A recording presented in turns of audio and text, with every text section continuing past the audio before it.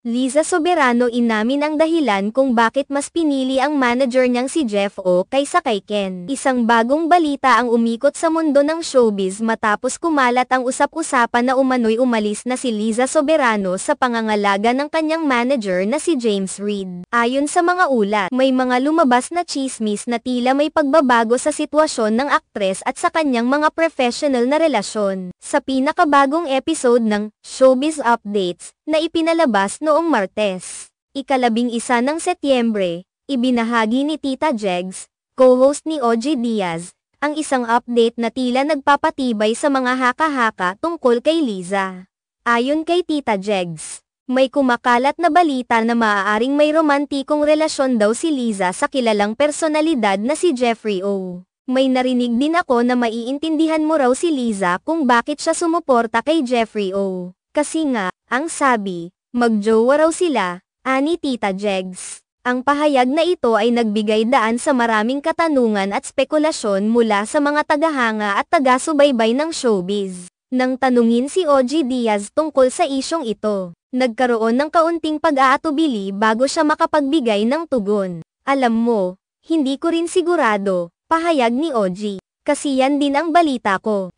Kung parehong single naman sila, wala namang masama, di ba? Ang mga pahayag na ito ay nagbigay ng puwang para sa iba pang reaksyon mula sa publiko. Nagkaroon ng mga katanungan ang mga taga-suporta ng Lizken, ang kilalang tambalan nina Liza Soberano at Enrique Hill. Si Mama Loy, isa pang showbiz insider, ay nagtanong kung paano na ang mga tagahanga ng Lizken sa gitna ng mga bagong balita. Paano na ang mga fans ng Lizken? Tanong niya. Nagbigay naman ng pag-asa si OG sa mga tagahanga ng tambalang Lizken. Hindi naman dapat mawalan ng pag-asa ang mga fans na maaaring mabago pa ang isip ni Liza at balikan si Enrique, ani OG. Kasi sa tingin ko, naghihintay pa rin si Enrique kay Liza. Napakalalim ng pagmamahal ni Enrique para kay Liza. Pero syempre, may mga balita rin tayong wala na sila. Mahalaga ring tandaan na ang Careless, isang kumpanya na pinamamahalaan ng parehong sina James at Jeffrey,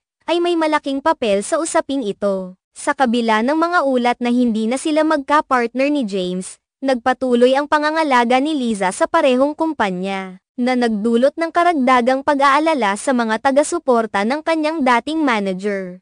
Ngunit sa ngayon, wala pang opisyal na pahayag o reaksyon mula sa mga pangunahing tao na involved sa issue. Ang mga usap-usapan ay patuloy na umiikot at ang mga taga-suporta ay naghihintay ng kumpirmasyon mula sa mga taong direktang apektado. Sa kabila ng kakulangan ng konkretong impormasyon, ang sitwasyon ay nagpapakita ng patuloy na pag-aalala at pagkaabala sa industriya ng showbiz. Ang mga balita tungkol sa personal na buhay ng mga kilalang personalidad tulad ni Liza Soberano ay palaging isang mainit na paksa para sa publiko. Lalo na kapag ito ay may kinalaman sa mga relasyon at mga pagbabago sa kanilang professional na buhay. Samantalang ang mga detalye ay patuloy na umuusbong. Ang mga tagahanga at taga-subaybay ng showbiz ay patuloy na sumusubaybay sa bawat balita at updates. Ang pag-asam ng marami na magkaroon ng clarity at official na pahayag mula sa mga involved na personalidad ay nananatiling mataas.